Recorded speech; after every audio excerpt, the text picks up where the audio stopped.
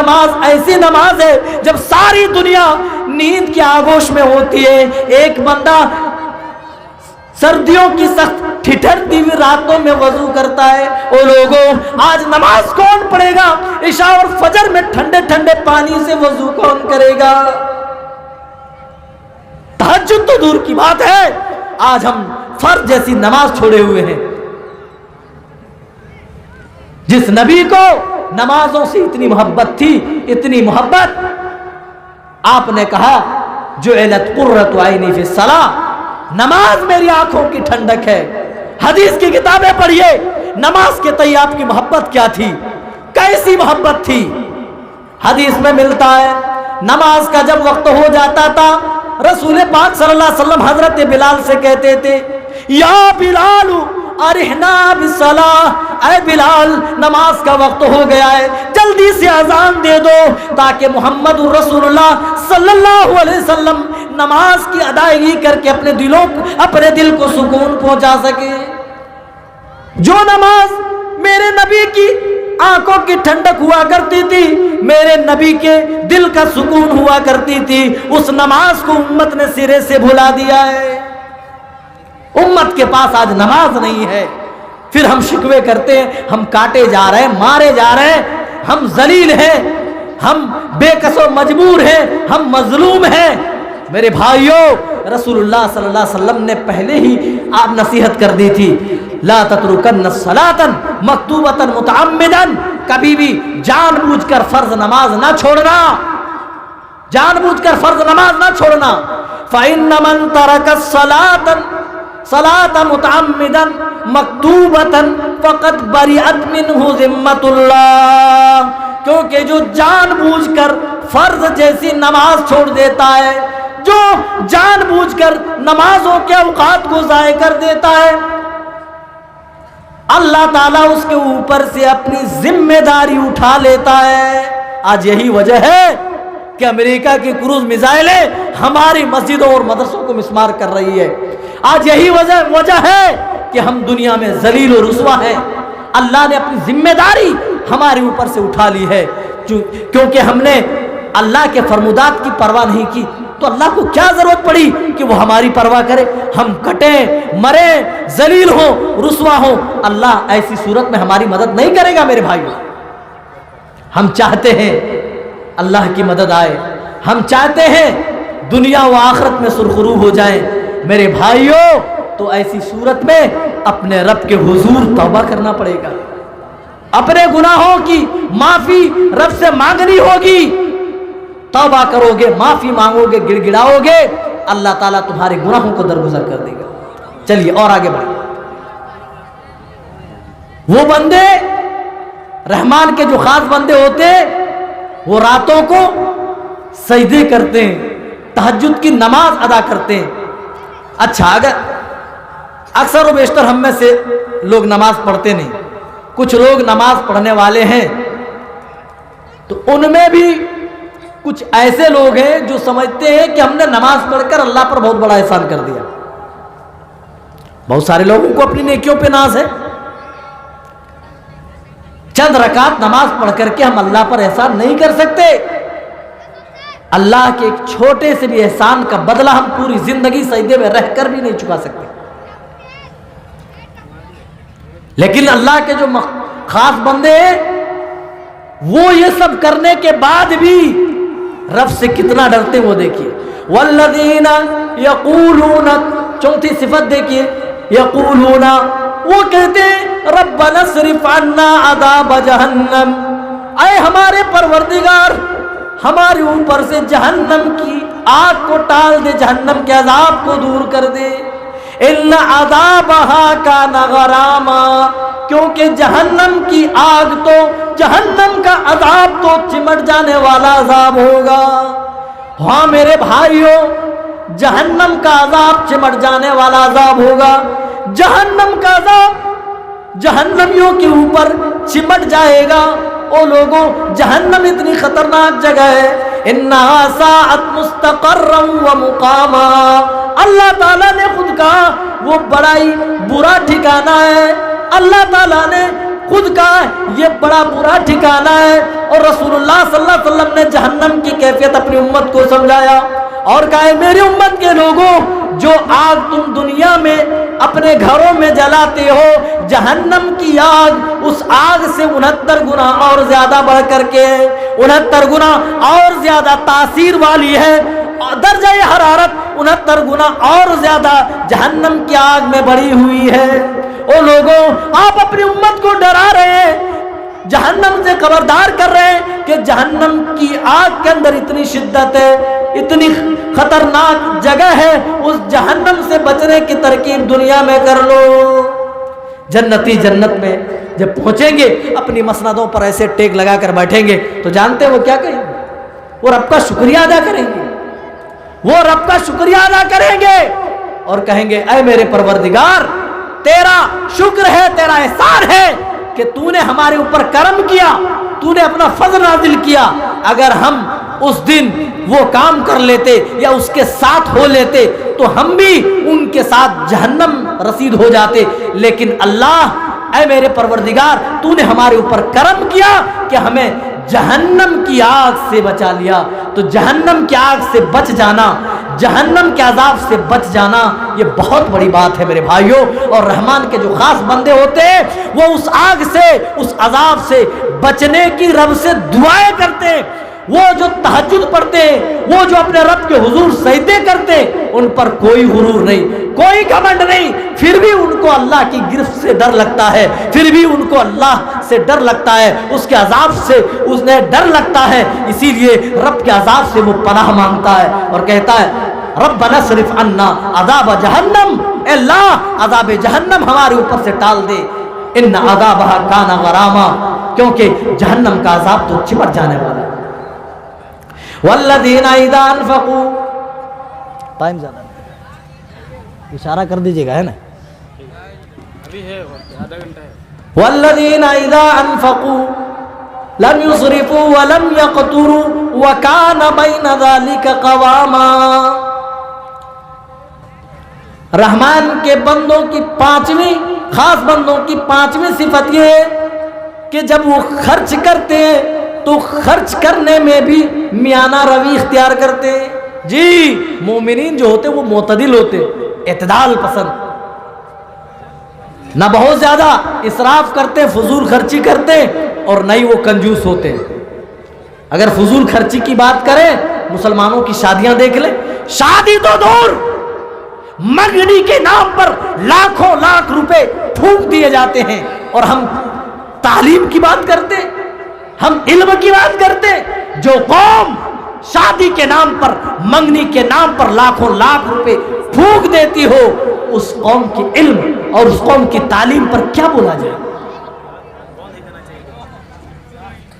کسی کو اللہ نے 4 روپے دے دیے تو اس کی عقل سر سے سرکتے ہوئے گھٹنے پہ آ گئی ہے، اس کو لگتا ہے کہ مجھ جیسا کوئی نہیں۔ وہ میرے بھائیوں، فرعون کو تو اللہ تعالیٰ نے حکومت دی تھی، بادشاہت دی تھی، قارون کو اتنی بڑی دولت دی تھی، ان کے خزانے اتنے تھے کہ ان خزانوں کی چابیاں بڑے بڑے پہلوان اٹھاتے تھے۔ کیا وہ زمین دوست نہیں ہو گئے؟ کیا فرعون سمندر کے اندر ڈوب کے نہیں مر گیا؟ پھر تم کس کھیت کی مولی ہو جو تم اتراتے ہو؟ کیا انسان کو یہ سوٹ کرتا ہے کہ وہ تکبر کرے، وہ گھمنڈ کرے اپنے مالوں پر؟ کس چیز کی؟ اپنی ناک اونچی رکھنے کے لیے شادیوں میں اسراف کرتا ہے، فضول خرچی کرتا بندہ۔ ارے دیکھے لوگ کہ فلاں نے اپنے بیٹے کی شادی کی تو بارات میں اتنی گاڑیاں گئی تھی، 50 گاڑیاں گئی تھی، 100 گاڑیاں گئی تھی۔ جب اس نے اپنے بیٹے کی شادی کی تو اتنی دعوت کی تھی، دعوت کے اندر اتنے اقسام کے کھانے تھے، اپنی ناک اونچی کرنے کے لیے وہ اسراف کرتا ہے، فضول خرچی کرتا ہے۔ لیکن رب کے جو خاص بندے ہوتے ہیں ان کے اندر یہ صفت نہیں ہوتی ہے، بلکہ جب وہ خرچ کرتے ہیں تو اعتدال سے کام لیتے، میانہ روی اختیار کرتے ہیں۔ وہ نہ تو کنجوس ہوتے ہیں اور نہ ہی فضول خرچی کرنے والے ہوتے ہیں، بلکہ اعتدال کے ساتھ اپنے پیسے خرچ کرتے ہیں، کیونکہ حدیث پاک ان کی نگاہوں کے سامنے ہوتی ہے. قیامت کا دن ہوگا. رسول اللہ صلی اللہ علیہ وسلم فرماتے ہیں کہ کوئی بھی آدمی اس دن اپنا قدم ٹس سے مس نہیں کر پائے گا جب تک رب کی طرف سے پوچھے جانے والے 5 سوالات کے جوابات نہ دے دے. ان 5 سوالات کے جواب میں ایک سوال مال سے بھی متعلق ہوگا. اور شادیوں میں اور منگنیوں میں اور منگنی کے نام پر اور دوسری لایانی چیزوں پر اپنے پیسے پھونک دینے والوں اور فضول خرچی کرنے والوں اور اپنی نام اونچی کرنے کے لیے لایانی چیزوں پر اپنے پیسے برباد کرنے والوں، قیامت کا دن ہوگا. اس مال سے متعلق بھی تم سے باز پرس ہوگی، تم سے سوال پوچھا جائے گا. اللہ کے رسول نے فرمایا امالہ، اس مال کے بارے میں پوچھا جائے گا. پہلے تو کمائی بتا، کمائی کیسی تھی؟ کسی کو ٹھگا تھا، کسی کی جائیداد ہڑپ لی تھی، کسی کی زمین پر ناجائز قبضہ کر لیا تھا، حرام کمائی سے جوا کھیلا تھا یا سود یا بیاج میں لایا تھا. کمائی کیسی تھی؟ من این اکتسبہ، بتا کمائی کیسی تھی. کمائی ٹھیک ہے، حلال ہے، ٹھیک. وفیما انفقوا، اب بتاؤ انفاق بتاؤ، خرچ کہاں کیا؟ جی ہر چیز کے بارے میں قیامت کے دن ایک ایک سوال ہو رہا ہے. اس کی جوانی کے بارے میں، اس کی عمر کے بارے میں، اس کی علم کے بارے میں، لیکن مال کے بارے میں دوہرا سوال پوچھا جا رہا ہے. اس کی کمائی کے بارے میں اور انفاق کے بارے میں. کمائی اچھی نکل گئی، ٹھیک ہے، حلال سے کمایا، لیکن انفاق بتا، خرچ کہاں کیا؟ لایانی چیزوں پر، منگنی کے نام پر، شادی بیاہ کے نام پر، لمبی بارات کے نام پر کہاں خرچ کیا؟ بتاؤ میرے بھائیوں. رب کے حضور قیامت کے دن ہم اپنے رب کو کیا منہ دکھائیں گے، کیا جواب دیں گے؟ تصور کرو، سوچو ہم مسلمان قوم کی حالت کہاں جا پہنچی ہے. مسلمان اسراف کرنے والا نہیں ہوتا، مسلمان فضول خرچی کرنے والا نہیں ہوتا. بہت سارے لوگ کنجوس ہوتے ہیں اور اس کنجوسی کے چکر میں سیونگ کرتے رہتے ہیں، اور اس سیونگ کے بھی چکر میں اپنی بیوی اپنے بچوں کے جائز خواہشات کو کچل دیتے ہیں. بچوں کا جو حق ہے ان کا حق دے. آپ کی بیوی کی جو جائز خواہشات ہے ان خواہشات کو پوری کریں.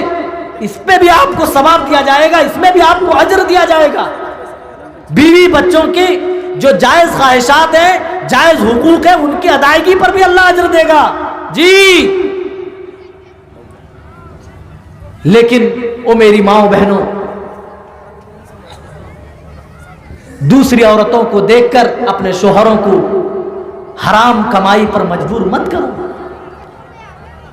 شوہر بیچارہ کام کر رہا ہے، کمائی کر رہا ہے، حلال کام کر رہا ہے، حلال کمائی کر رہا ہے، لیکن عورت ہمیشہ آسمان سر پہ اٹھائے رکھتی ہے. یہ کیا کپڑے لائے؟ یہ کوئی سوٹ ہے؟ یہ کوئی چپل ہے؟ یہ کوئی میک اپ بھی ہے؟ کتنے میں لائے؟ 100 میں؟ ارے یہاں جو بیچنے آیا تھا وہ تو 25 روپے میں ہی دے رہا تھا، تمہیں خریدنے کا ڈھنگ نہیں، تم نے کیا اٹھا کے لے آیا؟ اس طریقے سے ہے نا. اور میری قوم کی بیٹیوں، ماؤں، بہنوں، تمہاری وجہ سے بھی بعض دفعہ مرد حضرات حرام کمائی پر مجبور ہو جاتے ہیں. او لوگوں تم بھی سنو، حرام کمائی سے سب کچھ کر لو، اونچی اونچی عالی شان بلڈنگیں بنا لو، بڑی بڑی گاڑیاں خرید لو، اپنے آپ کو عیش کی زندگی میں ڈال دو، سب کچھ تو کر سکتے ہو اللہ کی قسم، لیکن اپنے گھر کے اندر سکون داخل نہیں کر سکتے. چین نہیں ملے گا، سکون نہیں ملے گا، تمہیں راحت نہیں ملے گی. اور میری قوم کی بیٹیوں، ماؤں، اگر تمہارا شوہر سستا سوٹ لے آیا تو صبر کر لو. اس سے بہتر ہے کہ حرام کمائی سے تمہارا شوہر تمہارے لیے مہنگے سوٹ لائے. سستا فاؤنڈیشن لے آئے تو صبر کر لو. اس سے بہتر ہے کہ تمہارا شوہر حرام کمائی سے مہنگا فاؤنڈیشن تمہارے لیے لائے. کبھی زندگی میں فرصت ملے تو اما عائشہ کی زندگی پڑھنا، اہل بیت کی زندگی پڑھنا، نبی کے گھر والوں کی زندگی پڑھ لینا. اما عائشہ فرماتی ہے ہمارے گھر کئی مہینوں تک چولہے نہیں جلتے تھے. او لوگوں ایک دن ہمارے گھر چولہا نہ جلے ہم بھوکے پیاسے مرنے لگتے ہیں. ہمیں یہ تصور ہوتا ہے دنیا کا سب سے زیادہ بھوکا انسان ہم نے کئی سالوں سے کھانا نہیں کھایا۔ نبی کی چہیتی بیوی اما عائشہ فرماتی ہے ارے گھر کی حالت یہ ہوتی تھی، گھر میں کھانے پینے کو کوئی چیز نہ ہوتی تھی، گزارے کے لیے بس چند کھجور ہوتے تھے اور پانی ہوتا تھا جسے ہم کھاتے تھے اور اوپر سے پانی پی لیتے تھے، لیکن مہینوں تک ہمارے گھروں میں چولہے نہیں جلا کرتے تھے۔ او لوگوں ذرا تم بھی غور کرو، غزوہ حنین کے بعد جب مسلمانوں کی غربت ختم ہوئی، نبی صلی اللہ علیہ وسلم کی بیویوں نے بھی اپنی جائز ڈیمانڈیں نبی کے سامنے رکھ دی اور کہنے لگی یا رسول اللہ اب وہ زمانہ بیت گیا جب ہم غربت میں جی رہے تھے، اب تو مال و دولت کی کوئی کمی نہیں رہی، اللہ کے رسول ہمیں بھی اچھی زندگی جینے کا حق ہے، ہمیں جو خرچ دیا جاتا ہے اب اس خرچ میں سے اور زیادہ بڑھا کر دینا، اور زیادہ ہمیں اور بڑھا کر ملنا چاہیے، ہمیں اور دینا چاہیے۔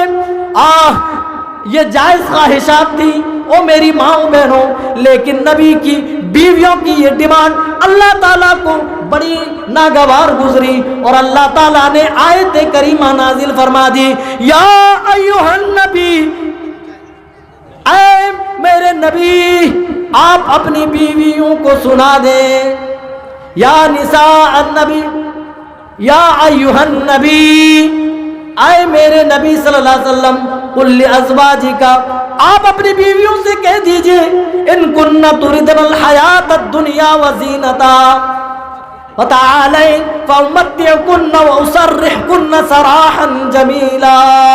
آپ اپنی بیویوں کو سنا دیں، اے بیویوں اگر تم دنیا چاہتی ہو، دنیا کی رنگینی چاہتی ہو، دنیا کی زیب و زینت چاہتی ہو تو آ جاؤ میں تمہیں دنیا دے دیتا ہوں، آ جاؤ میں تمہیں دنیا کی زیب و زینت دے دیتا ہوں، آ جاؤ دنیا کی چیزیں میں تمہیں دے دیتا ہوں، لیکن تمہیں محمد رسول اللہ کا ساتھ نہیں ملے گا، تمہیں نبی کا گھر چھوڑ کر کے جانا پڑے گا۔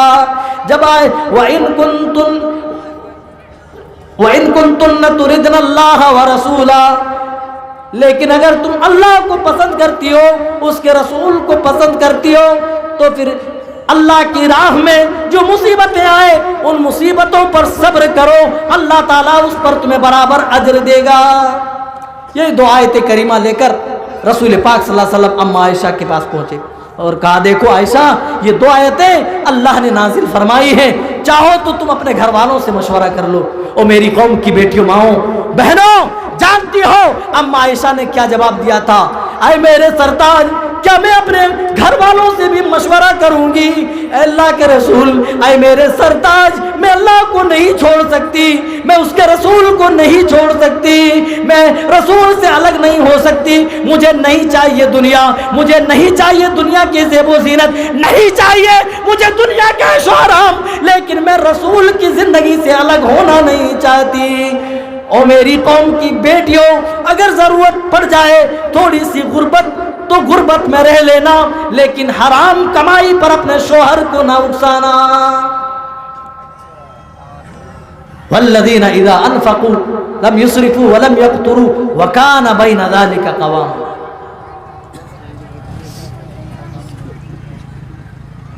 پانچ ہو گئی، چھٹی صفت والذین لا يدعون مع اللہ الہا آخر۔ رحمان کے خاص بندوں کی چھٹی صفت یہ ہوتی ہے کہ وہ اللہ کے ساتھ کسی دوسرے کو نہیں پکارتے، کسی دوسرے کو حاجت روا، کسی دوسرے کو مشکل کشا، کسی دوسرے کو بگڑی بنانے والا، کسی دوسرے کو نفع اور نقصان کا مالک نہیں سمجھتا۔ لا يدعون مع اللہ الہا آخر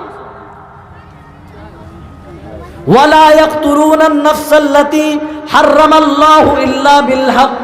اور رحمان کے خاص بندوں کی ساتویں صفت یہ کہ وہ کسی نردوش کی ہتیا نہیں کرتے، کسی پہ قصور کی جان نہیں لیتے۔ کہاں گئے وہ میڈیا جو راتوں دن مسلمانوں کے خلاف اینکرنگ کرتے ہوئے نیوز روم میں ڈانس کرتے ہیں، تھرکتے پھدکتے اور اسلام کو آتنکواد سے جوڑنے کی ناجائز کوشش کرتے ہیں؟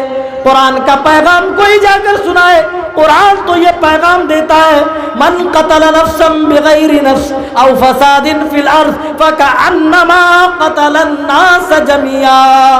ایک نفس کے قتل پر پوری مانوتا، پوری انسانیت کے قتل کے ساتھ اللہ نے تشبیہ دی ہے. کسی نے بے قصور کی ایک جان لے لی تو اس نے گویا کی پوری انسانیت کی جان لے لی ہے. اسلام تو یہ سکھاتا ہے، لیکن اسلام دشمنی میں اندھے لوگ اس قدر بہکے ہوئے ہیں کہ اسلام کے خلاف دشپرچار کرتے ہیں، اسلام کو بدنام کرنے کے نت نئے طریقے ایجاد کرتے ہیں. لیکن قربان جاؤ اس مذہب پر. کیا شاعر نے کہا ہے، اسلام کی فطرت میں قدرت نے لچک دی ہے، یہ اتنا ہی ابھرے گا جتنا کہ دبائیں گے. اللہ کا شکر ہے جس طریقے سے جس قدر لوگ اسلام کے خلاف راتوں دن نت نئے پروپیگنڈا کرتے ہیں، اللہ کا شکر ہے الحمدللہ ثم الحمدللہ اتنی ہی تیزی کے ساتھ لوگ اس اسلام کو قبول کر رہے ہیں. یورپی ممالک کے اندر آپ دیکھیں کتنے بڑے بڑے سیلیبریٹیز اور دوسرے لوگ اسلام قبول کر رہے ہیں. ہم تو ان لوگوں کی نیوز پڑھتے ہیں نا جو مشہور ہیں، ان کی خبریں ہم تک آتی ہیں. جو گمنام ہیں، جو عام زندگی جیتے ہیں، وہ اسلام قبول کرتے ہیں، ان کا اسلام ہم تک نہیں پہنچتا ہے. لیکن کہیں نہ کہیں اسلام ان تک پہنچ رہا ہے اور اسلام کی حقانیت کو وہ سمجھ رہے ہیں. بہرحال میرے بھائیو، ساتویں صفت یہ ہے کہ وہ کسی نردوش کی ہتیا نہیں کرتے، کسی بے قصور کی جان نہیں لیتے. ولا یزنون. اور آٹھویں صفت کہ وہ زنا نہیں کرتے. زنا، اللہ اللہ، آج کیا بات کرنا، کیا بہار، کیا بنگال، کیا یو پی، کیا بات کرنا. ہر جگہ مسلم معاشرے میں دیکھیں پیار اور محبت کے نام پر آج یہ زناکاری ہو رہی ہے. پیار کا نام دیا جا رہا ہے، محبت کا نام دیا جا رہا ہے، اور اسی پیار اور محبت کی آڑ میں زناکاریاں اور بدکاریاں ہو رہی ہیں. لوگ موقع تلاشتے ہیں. پرانے زمانے میں کسی کے ساتھ کسی کا سمبند ہوتا تھا، افیئر ہوتا تھا، اگر معاشرے میں لوگوں کو معلوم ہو جاتا، لوگ بڑی گری نگاہ سے ان کو دیکھتے تھے. لیکن آج تو اسٹیٹس سمبل بن گیا ہے، ایک پہچان بن گئی ہے. آج کے ہمارے نوجوان باقاعدہ اس پر فخر کرتے ہیں، میرے پاس تو اتنی گرل فرینڈ ہے، میں اتنی لڑکیوں سے باتیں کرتا ہوں، میں تو اتنی. اور آپ نیوز دیکھتے ہیں، آپ فیس بک انسٹاگرام پر ویڈیوز آپ دیکھتے ہیں، آپ کو پتا ہوگا حالات تو اس قدر ہو گئے. ان فلموں، ان گندی فلموں اور گندی سیریلوں نے ماحول اتنا برا بنا دیا، اتنا برا کر دیا معاشرے میں، اس قدر بچوں کے ذہنوں میں زہر گھول دیا. یہاں لمحوں میں کسی سے کسی کو پیار ہو جاتا ہے اور لمحوں میں کسی سے بریک اپ کا معاملہ سامنے آتا رہتا ہے. آئے دن ویڈیوز، اور آپ نے فیس بک میں اس طریقے کی خبریں آپ نے دیکھی اور پڑھی ہوگی. لیکن اللہ کے جو خاص بندے ہوتے ہیں ان کی ایک صفت یہ ہے کہ وہ اس کام میں سمبلت نہیں ہوتے، اس کام سے دور بھاگتے، وہ زناکاری نہیں کرتے. اور اسلام، اللہ اللہ، اسلام نے ہر وہ راستہ جو زنا کے قریب لے کر کے جاتا، اس راستے کو اسلام نے بند کیا ہے. نظر جب اٹھتی ہے یہیں سے برائی شروع ہوتی ہے. اللہ تعالیٰ نے اس نظر پر پابندی لگا دی. مومن مردوں کو حکم دیا قل للمؤمنین یغضوا من ابصارہم، اے مومن مردوں کی جماعت، جب تم چلا کرو، جب تم راستوں پر چلو تو اپنی نگاہیں نیچی کر کے چلو. یہی سیم، یہی حکم اللہ تعالیٰ نے عورتوں کو بھی دیا. قل للمؤمنات یغضضن من ابصارہن، آپ کہہ دیجئے عورتوں سے جب وہ راستوں پر چلا کریں تو اپنی نگاہیں نیچی رکھا کریں. وَيَحْفَظْنَ فُرُوجَهُنَّ، اور وہ اپنی شرمگاہوں کی، اپنی عزت و ناموس کی حفاظت کریں. پھر حکم دیا رسول اللہ صلی اللہ علیہ وسلم نے کہ کوئی مرد کوئی عورت تنہائی اختیار نہ کرے، چاہے وہ مرد دنیا کا سب سے بڑا متقی ہی کیوں نہ ہو، اور وہ عورت دنیا کی سب سے بڑی متقی اور پرہیزگار عورت کیوں نہ ہو، پھر بھی وہ ایک ساتھ نہ ہو. اور وجہ بھی بتائی، جب ایک مرد ایک عورت تنہائی میں ہوتے ہیں تو تیسرا شیطان ہوتا ہے جو دونوں کے درمیان پیٹرول ڈالنے کا کام کرتا ہے. جی، اور اسی لیے قرآن میں آپ پڑھیں گے جب اللہ تعالیٰ نے زنا کی جب وعید سنائی، زنا کی قباحت اور مذمت بیان کی، تو اللہ نے یہ نہیں کہا کہ زنا مت کرو، یہ نہیں کہا، بلکہ کیا کہا؟ وَلَا تَقْرَبُوا الزِّنَا، تم زنا کے قریب بھی مت جاؤ. یعنی زنا کے جو راستے ہیں ان راستوں کی طرف بھی نہ بھٹکو. یہ بڑا برا ٹھکانہ ہے, بڑا برا کام ہے, اس لیے تم زنا کے قریب بھی نہیں جانا. اور ان تین برائیوں کو ایک آیت میں ذکر کرنے کے بعد اللہ تعالیٰ فرما رہا ہے وَمَن يَفْعَلْ ذَلِكَ يَلْقَ أَثَامًا, جو ان برائیوں کو انجام دے گا وہ اللہ کے ہاں مجرم قرار پائے گا, انہیں ان برائیوں کی سزا ملے گی. وَيَخْلُدْ فِيهِ مُهَانًا, اور جہنم میں وہ ذلیل ہو کر کے پڑا رہے گا. لیکن ہاں توبہ کا دروازہ اللہ نے کھول کر کے رکھا ہے, بڑے ہی اختصار کے ساتھ وقت ہونے والا. اِلَّا مَن تَابَ وَآمَنَ وَعَمِلَ صَالِحًا, مگر وہ شخص جو توبہ کر لے. او میرے ساتھیو, اللہ نے آج آپ کو موقع دیا ہے, اللہ کی قسم آج کی رات اگر آپ توبہ کر لیں, اس سے پہلے جتنی نمازیں آپ نے چھوڑی اللہ معاف کر دے گا. سچی پکی توبہ کر کے اٹھے, اللہ کے حضور اپنے گناہوں کی پوٹلیاں رکھ کر کے آپ توبہ کریں, کہیں آئندہ اللہ میں ان جرموں کا ارتکاب نہیں کروں گا جس جرم کا مرتکب میں پہلے ہو چکا ہوں. آپ اللہ سے وعدہ تو کر کے دیکھیں. الا من تابا, مگر جو شخص توبہ کر لے, وہ آمنا, اور ایمان لے آئے صحیح معنوں میں, وہ عمل صالحا, اور اچھے اعمال سے خود کو مزین کر لے, سجا لے. فَأُولَٰئِكَ يُبَدِّلُ اللَّهُ سَيِّئَاتِهِمْ حَسَنَاتٍ, تو اللہ تعالیٰ ایسے لوگوں کے سیئات کو, ایسے لوگوں کے گناہوں کو اللہ تعالیٰ نیکیوں میں بدل دے گا, نیکیوں میں تبدیل کر دے گا. ایک تو ہوتا ڈیلیٹ کر دینا, ایرز کر دینا, مٹا دینا, لیکن اللہ کہتا مٹائیں گے نہیں بلکہ ان گناہوں کو نیکیوں سے بدل دیں گے. اللہ اس پروردگار کی شان تو دیکھو, اس کی کریمی تو دیکھو, اس کی رحمانیت تو دیکھو. اللہ تعالیٰ برائیوں کو توبہ کی برکت سے کیا کرے گا, نیکیوں میں تبدیل کرے گا. وَمَن تَابَ وَعَمِلَ صَالِحًا فَإِنَّهُ يَتُوبُ إِلَى اللَّهِ مَتَابًا, اور جو شخص توبہ کرتا ہے, اچھے اعمال کرنے لگ جاتا ہے, وہ تو حقیقت اللہ ہی کی طرف توبہ کرنے والا ہے. جب ہم گناہ کرتے ہیں تو سیدھے راستے سے بھٹک جاتے ہیں, تو توبہ کا مطلب ہی ہوتا ہے کہ پھر اللہ کی طرف رجوع کر لینا, گھر واپسی کہنے, گھر واپس آ جانا. کہتے شام کا بھولا, صبح کا بھولا شام کو گھر آ جائے تو بھولا نہیں کہتے. اللہ کے یہاں بھی توبہ کا دروازہ کھلا ہے, لیکن ہم توبہ کرنے کو تیار نہیں. رب آج ہماری فریادیں سننے کو تیار ہے, ہم اپنی فریادیں سنانے کو تیار نہیں.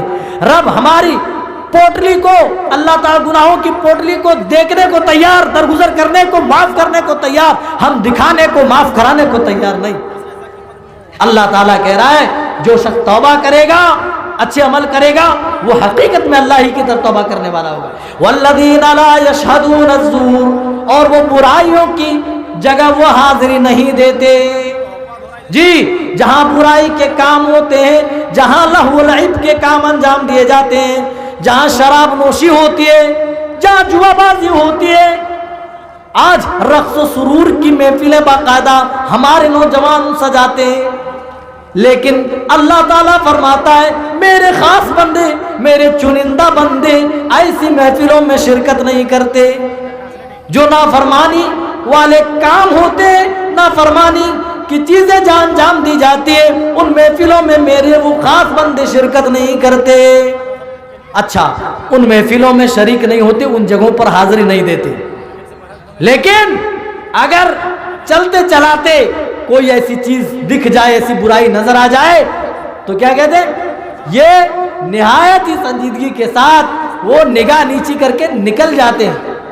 وَإِذَا مَرُّوا بِاللَّغْوِ مَرُّوا كِرَامًا, اگر کسی برائی سے بھی گزرتے ہیں تو اپنی نگاہ نیچی کر کے آگے بڑھ جاتے ہیں, گزر جاتے ہیں. یعنی برائی کے پاس گزرتے ہیں تو اس برائی کی جگہ کھڑے نہیں ہوتے, بلکہ اپنی نگاہ نیچی کر کے وہاں سے آگے چلے جاتے ہیں. والذین اذا ذکروا بآیات ربہم لم یخروا علیہا صما وعمیانا, اور جب انہیں ان کے رب کی آیتوں کے ذریعے سے انہیں نصیحت کی جاتی ہے تو وہ بہرے اور اندھے بن کر نہیں گرتے, بلکہ قرآن پر غور تدبر کرتے ہیں, قرآن پر غور کرتے ہیں, قرآن کی آیات کو سمجھنے کی کوشش کرتے ہیں۔ او میرے بھائیوں، آج قرآن پڑھا جاتا ہے، رمضان میں دیکھ کے تراویح میں حافظ صاحب قرآن پڑھ رہے ہیں، دے دنادن راجدھانی ایکسپریس کی اسپیڈ میں تیزی کے ساتھ، اور پیچھے آدمی مستی میں جھوم رہا ہے۔ نہ پڑھنے والے کو معلوم ہے کہ کیا پڑھا جا رہا ہے، نہ سننے والے کو معلوم ہے کہ کیا پڑھا جا رہا ہے، کسی کو معلوم نہیں، لیکن دنادن دیا جا رہا ہے۔ والذین اذا ذکروا، اللہ کہہ رہا ہے جب انہیں اللہ کی آیتوں کے ذریعے نصیحت کی جاتی ہے، جب ان کے پاس رب کی آیتیں پڑھی جاتی ہے، سنائی جاتی ہے، لم یخروا علیہا صما وعمیانا، تو وہ بہرے اور اندھے بن کر نہیں گرتے۔ آج ہم بہرے اور اندھے بن کر ہم گرتے، بہرے اندھے بن کر ایسے سن رہے ہوتے، کوئی اونگ رہا ہے، کوئی داڑھی کھجا رہا ہے، کوئی کان کھجا رہا ہے، کوئی نل میں پانی پی رہا ہے، کوئی چائے پینے گیا تراویح میں، یہی سب تو ہوتا رہتا ہے پیچھے۔ تو رحمان کے خاص بندے کیا کرتے ہیں؟ قرآن پر غور و تدبر کرتے ہیں، دنیا کے سارے میسیجز کھولتے ہیں، ہم ساری چیزیں ہم سمجھنے کی کوشش کرتے ہیں، دنیا کا ایک ایک عمل، دنیا کا ایک ایک کام ہم سمجھنے کی کوشش کرتے ہیں، کرنے کی کوشش کرتے ہیں، سیکھنے کی کوشش کرتے ہیں، لیکن رب کا قرآن سیکھنے کو تیار نہیں، رب کا کلام سمجھنے کو تیار نہیں۔ تو یہ ہماری بے وقوفی کہہ لیجیے، ہے کہ نہیں میرے بھائی؟ والذین اذا ذکروا بآیات ربہم لم یخروا علیہا صما وعمیانا والذین یقولون ربنا ہب لنا من ازواجنا وذریاتنا قرۃ اعین، اور وہ اپنے پروردگار سے کہتے ہیں اے ہمارے پروردگار، ہماری بیویوں کو، ہماری اولاد کو اللہ ہمارے لیے آنکھوں کی ٹھنڈک بنا۔ حضرت عبداللہ بن عباس رضی اللہ تعالیٰ عنہ کہتے ہیں ان کی اولاد فرما بردار کب ہوتی ہے، ان کی آنکھوں کی ٹھنڈک کب بنتی ہے؟ ہاں، تبھی اولاد ماں باپ کی آنکھوں کی ٹھنڈک بنتی ہے جب اطاعت والے کام بچے کرنے لگ جائیں۔